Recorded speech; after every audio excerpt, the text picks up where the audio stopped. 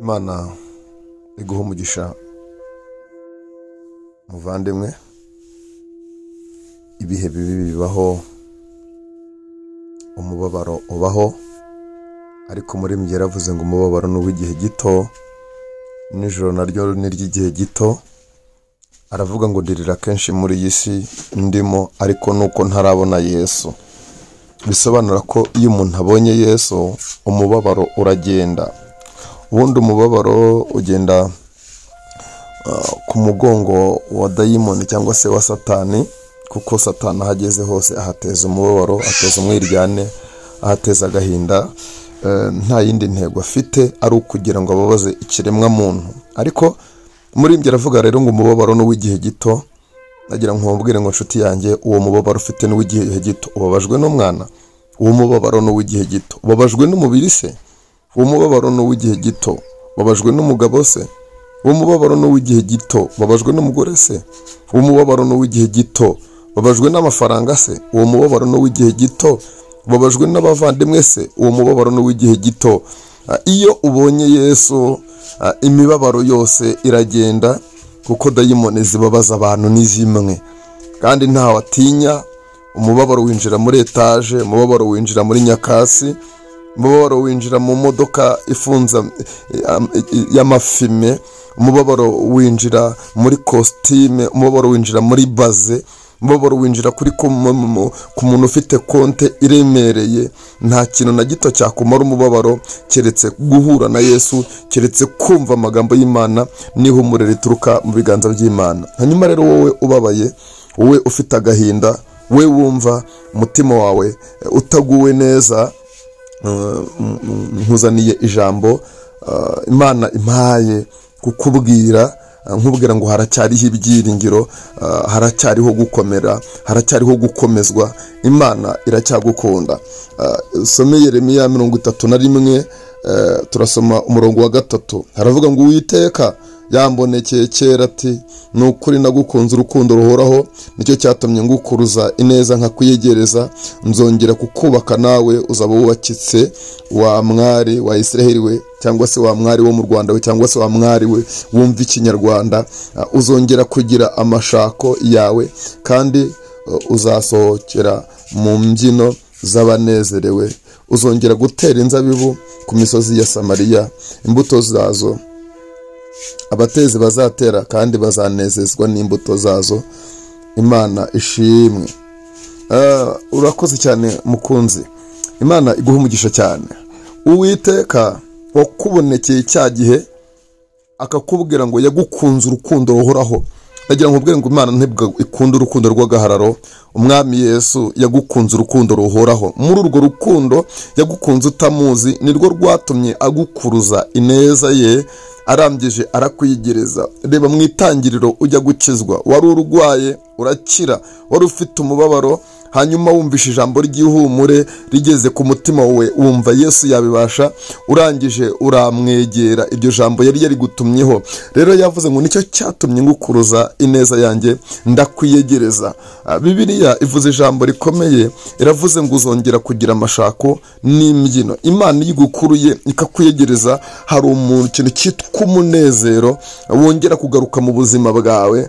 Nicyo gituma mwanditsi yavuze ngo ubabaye nasenge, ariko uwishimye naririmbe. Nicyo gituma rero itavuze ngo nzongera kugusengesha, oya, uzongera kugira amashako. Amashako ni ibikoresho bikoreshwa mu gucuranga cyangwa se mu kuririmba. Bisobanura ngo Imana izazana umunezero ugutera kubyina mu buzima bwawe. Ibyo rero ntibigukereze, ibyo ntibikumarire umwanya, ibyo ngibyo ntibitume umwanzi Satani avugiriza impundu kukunesha. Oya, haracyariho ubutabazi mama, haracyariho ubutabazi, haracyariho ubutabazi. Ntiwigirire nabi, haracyariho ubutabazi. Isi nigushuke ngo ugomere umwami, haracyariho ubutabazi. Nubwo ubona hariho impinduka z'ibihe bikomeye, ariko Imana iracyafite umugambi mwiza ku buzima bwawe. Hari umuririmbyi wavuze ngo naho yagiye Imana iracyakora. Ishobora kuba utari kuyibona, ariko ndagira ngo utangarize ngo Imana iracyakora, kandi uko yariri kera n'uyu munsi niko iri, kandi niko izahora iteka. izina ry'Imana data wa twese nirihimbazwe cyane. Uwiteka ubyibuke yakubonekeye kera, arangije agukuruza ineza ye, arakwiyegereza, arakubwira ngo nicyo cyatumye ngukuruza ineza yanjye nkakwiyegereza. Imana igukunda urukundo ruhoraho, nanjye Imana yankunze urukundo ruhoraho. Byibwire. Ikitwica nuko Satani avuga natwe ntituvuge. Arakubwira ngo uzapfa, ugahita wumva uzapfa.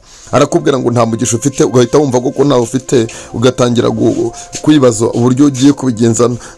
Kandi ukwiriye kwaturuka mubwira ngo mfite umugisha kandi ndi umunyamugisha, urubyaro rwanjye n'urw'umunyamugisha, aho unuye naho umugisha, agakiza nakiriye nako umugisha. Ushobora kutagira umugisha w'ababyeyi, ushobora kutagira umugisha wo kuvuka ahantu heza, ushobora kutagira umugisha wo kuvukira muri karitsiye nziza, ariko umugisha Imana itanga, umugisha w'Imana ntabwo wabura mu buzima, ntabwo wowe ubwawe ugendera kuri ibyo, igihe kiragera ugagutungura. Rero najya kumubwira ngo ujye utangariza Satani, umubwire ngo ndi umunyamugisha, uzaperereze, ndi umunyamugisha, uzabaze, ndi umunyamugisha, kandi umwereke ibihamya by'umugisha. Kubera urebye ukuri uri umunyamugisha, reba ahantu wavukiye, urebe naho ugeze, ubwire Satani ngo ndi umunyamugisha.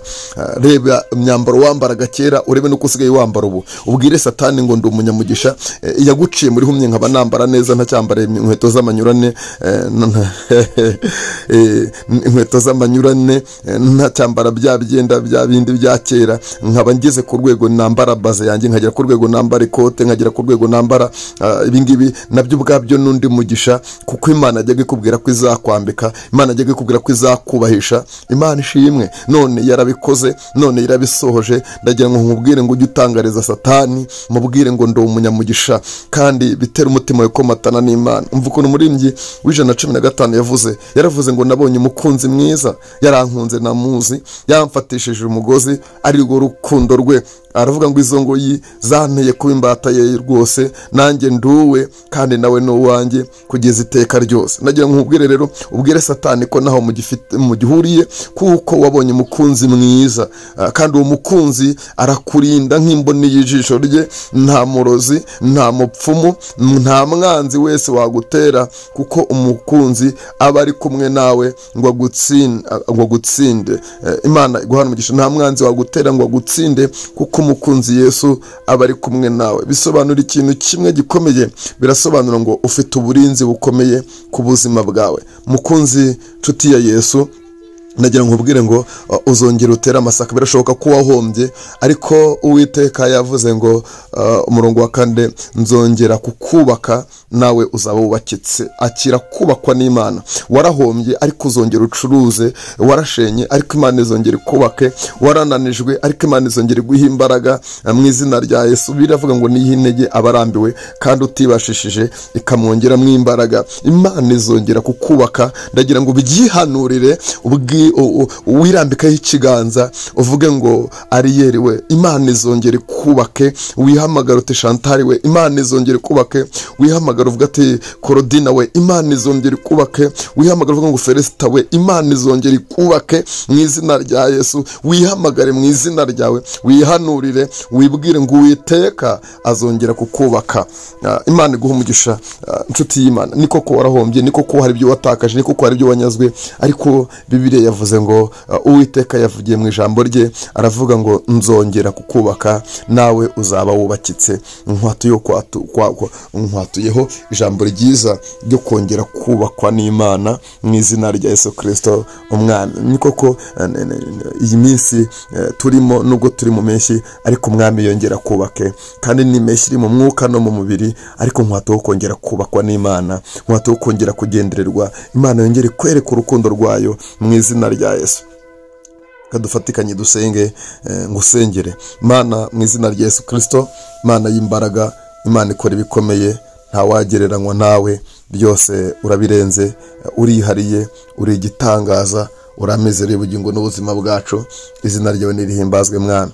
Nsengeye uyu mubyeyi, nsengeye uyu mukobwa, nsengeye uyu musore, nsengeye uyu mumama, mu izina rya Yesu Kristo. Satani yaramusenye, umwanzi yaramushinyaguriye, ariko turasenze kugira ngo mukore agashinyaguro k'abadayimoni mu izina rya Yesu Kristo. Rwa rukundo wigeze umwereka wongere urumwereke, kuko umwanditsi ko yavuze, aravuga ngo Uwiteka yambonekeye kera, arambwira ngo nagukunze urukundo ruhoraho, nicyo cyatumye ngukuruza ineza yanjye ndakwiyegereza. Ongera umukurure, ongera umwiyegereze, ongera uvugane nawe, ongera umuhezanzozi nziza, yongere yumva ijwi ry'Imana, yongere yumva imbaraga zikomeye z'Imana. Ubugingo bw'uyu mukozi wawe bwongere bwubakwe n'imbaraga zawe zikomeye, mu izina rikomeye rya Yesu Kristo wacunguye itorero. Amen, amen, amen. Imana ibahe umugisha, ugira ibihe byiza.